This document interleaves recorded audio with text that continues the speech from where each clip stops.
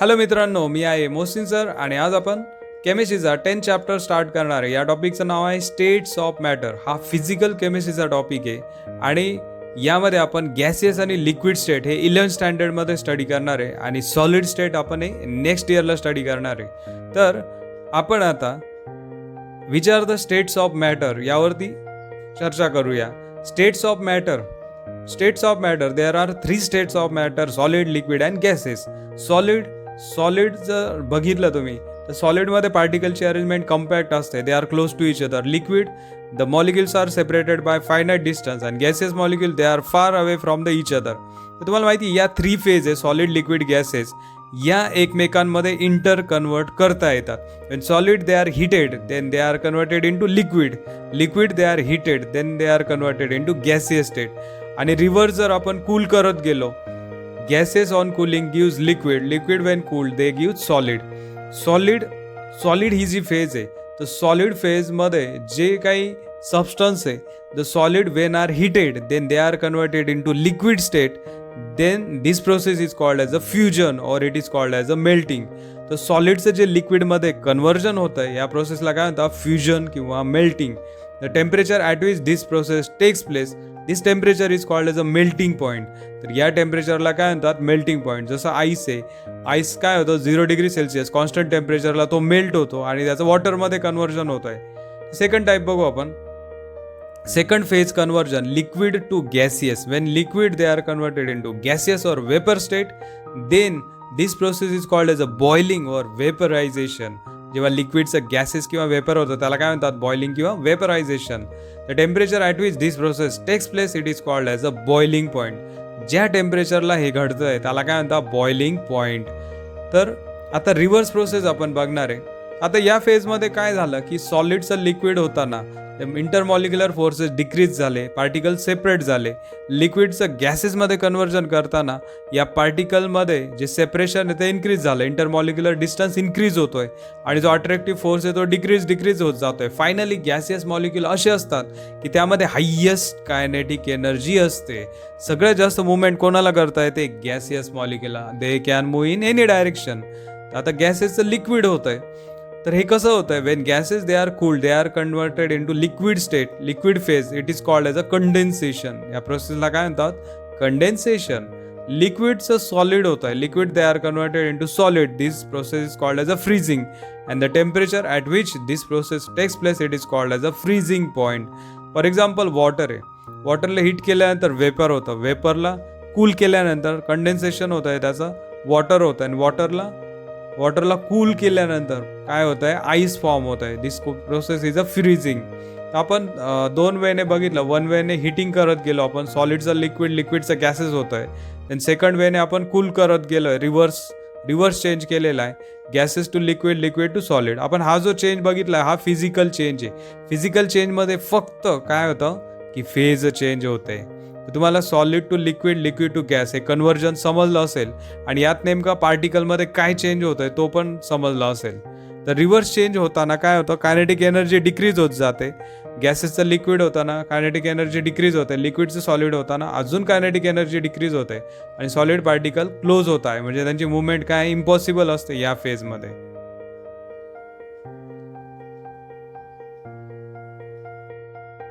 Now we will see the difference between solid, liquid and gases phase. आता या टॉपिकचं नाव स्टेट्स ऑफ मॅटर आहे. 3 फेज आहे, 3 स्टेट्स आहे, सॉलिड, लिक्विड, गॅसेस. यातला सगळ्यात महत्त्वाचा जो पॉईंट आहे तो डिफरन्स आहे. या तिघांमधला डिफरन्स तुम्हाला माहितीच पाहिजे. तर फर्स्ट डिफरन्स बघू आपण. फर्स्ट डिफरन्स जर तुम्ही बघितला, यामध्ये सॉलिड, लिक्विड, गॅसेसची अरेंजमेंट दिसते. तर फर्स्ट पॉईंट आहे microscopic view, mean atomic molecular separation.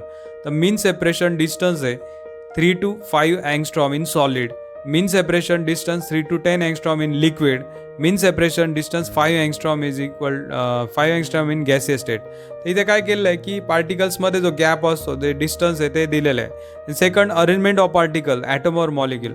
In solid particles are tightly held and they have regular arrangement of atoms. तर सॉलिड पार्टिकल रेग्युलर आणि रिपीटेड अरेंजमेंट केलेली असते. तर इथे रेग्युलर अरेंजमेंट दिसते, व्यवस्थित अरेंजमेंट केलेली पार्टिकलची. आणि पार्टिकल्समध्ये खूप कमी गॅप असतो. Liquid phase particles are loosely packed and irregular arrangement of particle. ते लिक्विडमध्ये इरेग्युलर अरेंजमेंट असते. Gases particles are more loosely packed, highly irregular arrangement. तर इथे लूजली पॅक्ड असतात आणि हायली इरेग्युलर म्हणजे काय की गॅसेस पार्टिकल कुठे जाऊ शकतात, ते कोणत्या डायरेक्शनमध्ये जात असतात. थर्ड पॉईंट आहे मुवमेंट ऑफ पार्टिकल्स. आता solid particles they cannot move freely as they occupy fix position. तर सॉलिडची जी अरेंजमेंट आहे ती 3D असू शकते की त्यामध्ये आजूबाजूला सगळ्या बाजूने पार्टिकल्स असतात आणि मध्ये जो पार्टिकल आहे त्याला मुवमेंट करता येत नाही आहे, म्हणजे एंडचा पण तो पण पॅक्ट असतो. तर ही जी अरेंजमेंट असते रेग्युलर अँड रिपीटेड अरेंजमेंट, यामुळे सॉलिड पार्टिकल्सला काय करता येत, मुवमेंट करता येत नाही आहे. लिक्विड अँड गॅसेसला काय म्हणतो आपण, फ्लुइड म्हणतो, because they can flow. Liquid पण फ्लो होतो, गॅसेस पण काय होतो, फ्लो होतो. Liquid particles they can move in a small distance with in the liquid. तर लिक्विड पार्टिकल मूव्ह होऊ शकतात बट स्मॉल डिस्टन्स. आणि gases particle they are in a continuous random motion.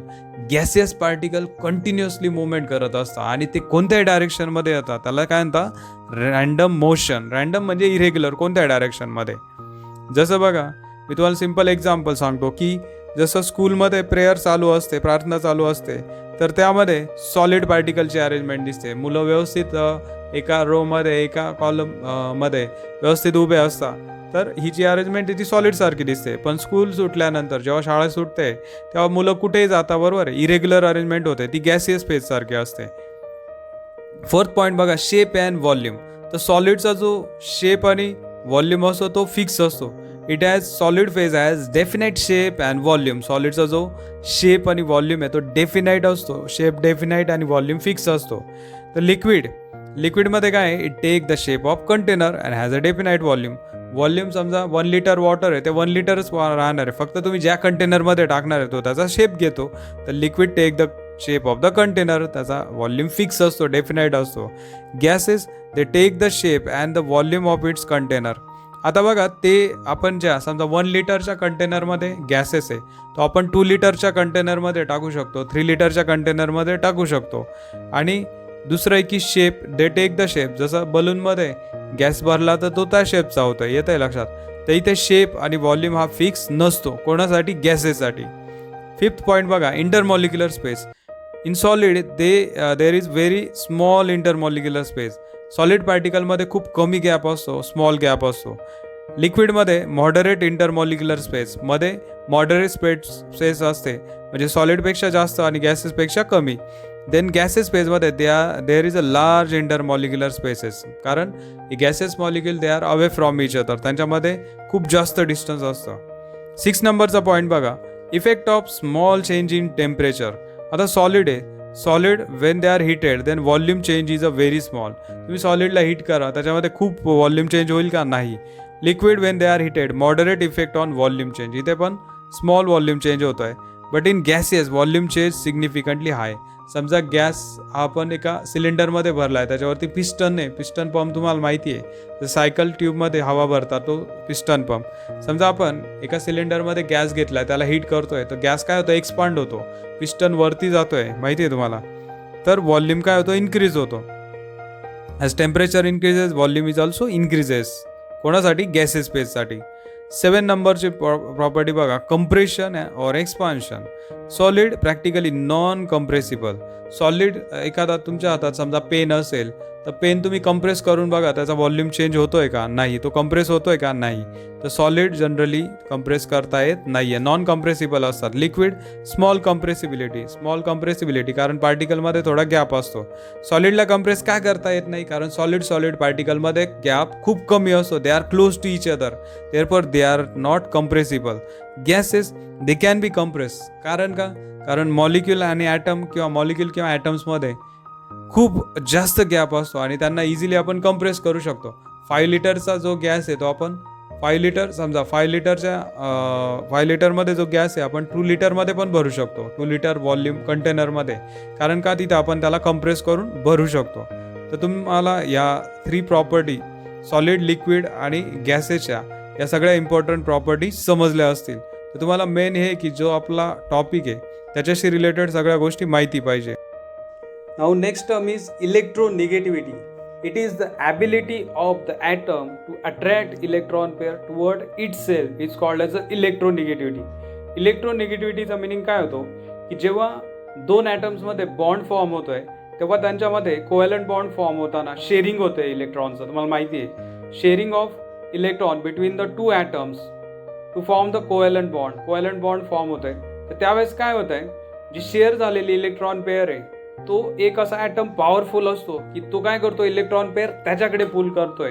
असे ॲटम कोणते असतात for example halogens are highly negative. आपण हे last इयरला पण बघितलंय की metals are electro positive.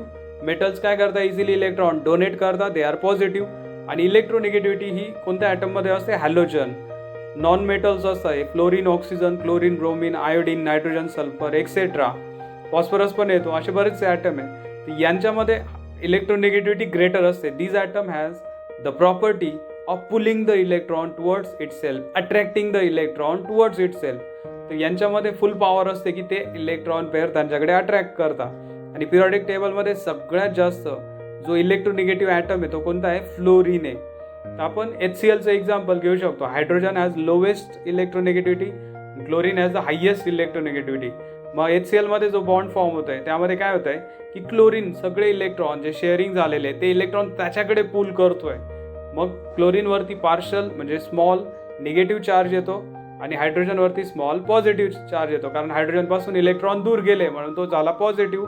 क्लोरीनकडे electron attract झालेले म्हणून तो झाला निगेटिव्ह. अशा प्रकारे पोलर मॉलिक्यूल हा यालाच पोलर मॉलिक्यूल म्हणतात. आणि याच्यामध्ये डायपोल म्हणजे दोन पोल असतात. एक पॉझिटिव्ह पोल असतो एक निगेटिव्ह पोल. पोल म्हणजे एंड असतात. दोन टोकं असे की एकाकडे पॉझिटिव्ह चार्ज असतो आणि एका एंडला निगेटिव्ह चार्ज असतो. तर तुम्हाला इलेक्ट्रोनिगेटिव्हिटी ही कन्सेप्ट समजली असेल. Now we will see the difference between polar molecule and non polar molecule. Polar molecule first difference shared pair of electron is unequally distributed between two atoms. आपण HClचं example घेऊ. याच कॉलममध्ये खाली HClचं एक्झाम्पल आहे. HClमध्ये जो बॉन्ड फॉर्म झालेला आहे तो कोव्हॅलंट बॉन्ड आहे. कोव्हॅलंट बॉन्ड कसा फॉर्म होतो by sharing of electron between two atoms. मग इथे शेअरिंग काय होत आहे कारण एका ॲटमची इलेक्ट्रोनिगेटिव्हिटी लो असते त्याची इलेक्ट्रॉन अट्रॅक्ट करण्याची पॉवर लो असते आणि दुसऱ्या ॲटमची इलेक्ट्रॉन अट्रॅक्ट करण्याची पॉवर ग्रेटर असते. म्हणून त्यांच्यामध्ये काय होतं शेअरिंग होतं. शेअरिंग झाल्यानंतर क्लोरीनकडे एक काय होतात शेअर्ड झालेले इलेक्ट्रॉन पूल केले जातात. मग इथे काय झालं अनइक्वली डिस्ट्रीब्यूट झालेली इलेक्ट्रॉन पेअर एक्झॅक्टली सेंटरला नाही आहे ती क्लोरीनकडे अट्रॅक्ट झालेली. मग क्लोरीनवरती पार्शल निगेटिव्ह आणि हायड्रोजनवरती पॉझिटिव्ह चार्ज येतोय. Non polar molecule first point बघा shared pair of electron is equally distributed between two atom. For example H2 gas बघा. H2 गॅस मॉलिक्यूल हायड्रोजनमध्ये एक सिंगल इलेक्ट्रॉनचं शेअरिंग होतं आहे. दोघांची पॉवर सेम आहे म्हणून इलेक्ट्रॉन एक्झॅक्टली सेंटरला राहतात. ते कोणत्याच ॲटमकडे जात नाही. सेकंड पॉईंट बघू आपण polar molecule. Electronegativity difference is very large between two atom. दोन ॲटमची इलेक्ट्रॉन अट्रॅक्ट करण्याची पॉवर काय असते त्यांच्यामध्ये डिफरन्स खूप लार्ज असतो. एक हायली पॉझिटिव्ह असतो एक हायली निगेटिव्ह. जसं Na हायली पॉझिटिव्ह आहे आणि क्लोरीन हायली निगेटिव्ह आहे. Then non polar molecule electronegativity difference is very small or zero between two bonded atom. For example oxygen nitrogen आपण कोणताही घेऊ शकतो. क्लोरीनचं एक्झाम्पल घेऊ आपण. क्लोरीन दोन क्लोरीन ॲटम आहे तर दोन्ही क्लोरीन ॲटमची इलेक्ट्रोनिगेटिव्हिटी सेम आहे मग त्यांचा डिफरन्स झिरो येतो. मग इथं दोघांची इलेक्ट्रोनिगेटिव्हिटी पॉवर काय सेम आहे. Third point a polar molecule has a dipole. तर पोलर मॉलिक्यूल जो असतो तो डायपोल डेव्हलप करतो. डायपोल म्हणजे टू पोल टू एंड दोन टोकं असे डेव्हलप होतात. त्यामध्ये one is positive end one is negative end. For example HClमध्ये काय होतं chlorine has ability to attract the electron pair towards itself. HClमध्ये क्लोरीन पैलवान आहे. क्लोरीन कोण आहे पैलवान आहे. तर क्लोरीन काय करतो सगळे इलेक्ट्रॉन त्याच्याकडे पूल करतो. मग त्याच्याकडे इलेक्ट्रॉन आले की निगेटिव्ह चार्ज हायड्रोजनपासून इलेक्ट्रॉन दूर जाता म्हणून त्याच्यावरती पॉझिटिव्ह चार्ज. इथे टू एंड डेव्हलप होता. टू एंड म्हणजे दोन पोल डेव्हलप होता dipole. Di means two pole one is positive one is negative. For example HCl molecule is polar. Non polar third point बघा non polar molecule has no dipole. Non polar मॉलिक्यूलमध्ये dipole नसतो कारण दोन्ही ॲटमची power same असते किंवा difference खूप कमी असतो. फोर्थ पॉईंट बघा more electronegative atom pulls or attract the shared electron pair towards itself so it has partial negative charge and other atom has partial positive charge. तर जो powerful item असतो ज्याची electronegativity greater आहे जो पैलवान असतो तो काय करतो, इलेक्ट्रॉन पेअर त्याच्याकडे पुल करतो आणि दुसऱ्यावरती पॉझिटिव्ह चार्ज येतो आणि त्याच्यावरती निगेटिव्ह. तर हे लक्षात येत आहे. 4 नंबरचा point, non polar molecule. Since electronegativity difference between two atom is very small, therefore the shared electron pair remains at the centre between two atom. मग इथे नॉन पोलरमध्ये काय होतं, H2 किंवा Cl2चं एक्झाम्पल घ्या. शेअरिंग झालेले इलेक्ट्रॉन एक्झॅक्टली सेंटरला राहतात, ते कोणत्याच ॲटमकडे जात नाही आहे, कारण दोघांची पॉवर काय सेम आहे. For example polar molecule HCl hydrogen chloride, HF hydrogen fluoride, ammonia NH3, water H2O. तर इथे HCl वरती हायड्रोजनवरती पार्शल पॉझिटिव्ह, पार्शल म्हणजे खूप small, very very small, partial positive आणि क्लोरीनवरती पार्शल निगेटिव्ह चार्ज दाखवला आहे. अमोनिया नायट्रोजनवरती पार्शल निगेटिव्ह आणि 3 ॲटम हायड्रोजनचे इथे पार्शल पॉझिटिव्ह चार्ज दाखवला आहे. तर नायट्रोजन हायड्रोजनमध्ये सिंगल इलेक्ट्रॉन शेअर होतोय, तर ते इलेक्ट्रॉन नायट्रोजनकडे काय होत आहे, पुल होत आहे, अट्रॅक्ट होत आहे. नायट्रोजनमध्ये तेवढी पॉवर आहे की तो शेअरिंग झालेले इलेक्ट्रॉन हायड्रोजनपासून पुल करतो आणि नायट्रोजनवरती positive charge, partial positive charge आणि नायट्रोजनवरती पार्शल निगेटिव्ह चार्ज डेव्हलप होतो आणि हायड्रोजनवरती पार्शल पॉझिटिव्ह चार्ज डेव्हलप होतो. Non polar molecule for example hydrogen, oxygen, nitrogen, chlorine, CCl4. CCl4चं एक्सप्लेनेशन आपण नंतर बघू. हायड्रोजनमध्ये सिंगल इलेक्ट्रॉन शेअर होतो, एक्झॅक्टली सेंटरला इलेक्ट्रॉन पेअर असते. क्लोरीनमध्ये सिंगल इलेक्ट्रॉन शेअर होतो, इथे पण एक्झॅक्टली सेंटरला काय असते, इलेक्ट्रॉन पेअर असते. तर तुम्हाला पोलर मॉलिक्यूल आणि नॉन पोलर मॉलिक्यूल यातला डिफरन्स कळाला असेल. या टर्म्स आपण का घेतलाय, कारण पुढे जे आपण इंटरमॉलिक्युलर फोर्सेसचे टाईप बघणार आहे, यामुळे direct polar molecule, non polar molecule ही टर्म येणार आहे. तर तेव्हा तुम्हाला लगेच क्लिक झालं पाहिजे की पोलर मॉलिक्यूलमध्ये डायपोल म्हणजे 2 एंड्स असतात, नॉन पोलर मॉलिक्यूलमध्ये असं काही नसतं. Now next topic is intermolecular forces. Intermolecular forces are of 2 types. One is attractive force, one is repulsive force. For example, आपण कॅटायन आणि anion. कॅटायन पॉझिटिव्हली चार्ज असतो, anion negative चार्जली असतो. दोघांमध्ये कोणता फोर्स असतो, अट्रॅक्टिव्ह फोर्स. कॅटायनमध्ये कोणता force आहे, repulsive. anion कोणता फोर्स आहे, repulsive. Attractive forces decreases with the increase in the distance between the molecule. जसं आपण बघितलंय, solid to liquid, liquid to gases. As the distance between the particles increases, then intermolecular forces decreases. Molecule किंवा particles मधला force decrease होत जातोय as त्यांच्यामधलं काय होतंय, distance increase होत जात आहे. इंटरमॉलिक्युलर फोर्सेस स्ट्रॉंग कशामध्ये असतात, strong in solid phase, less strong in liquid and very weak in gaseous phase. सगळ्यात जे वीक फोर्सेस आहे ते कोणामध्ये, गॅसियस आहे, गॅसियस फेजमध्ये. आणि सगळ्यात जे स्ट्रॉंग जे फोर्सेस आहे ते सॉलिड फेजमध्ये असतात. Thus the 3 physical states of matter can be determined as per the strength of the intermolecular forces. आपण इंटरमॉलिक्युलर फोर्स असा एक फॅक्टर आहे की त्यावरून इंटरमॉलिक्युलर फोर्स आणि कायनेटिक एनर्जी या 2 फॅक्टरवरून डायरेक्टली त्या सबस्टन्सची फिजिकल स्टेट डिफाईन करू शकतो. आता आपण काय करू शकतो, या सगळ्या ज्या फिजिकल प्रॉपर्टी असतात, फिजिकल प्रॉपर्टी तुम्हाला माहीत असेल, melting point, boiling point, vapour pressure, viscosity, evaporation, surface tension, solubility.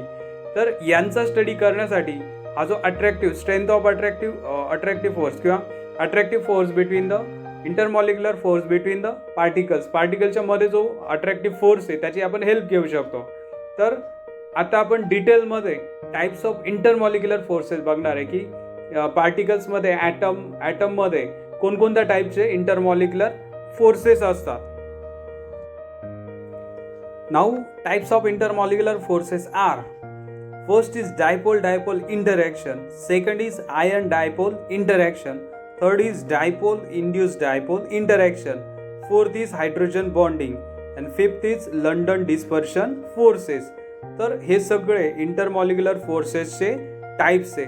आपण 1 by 1 हे फोर्सेस बघणार आहे.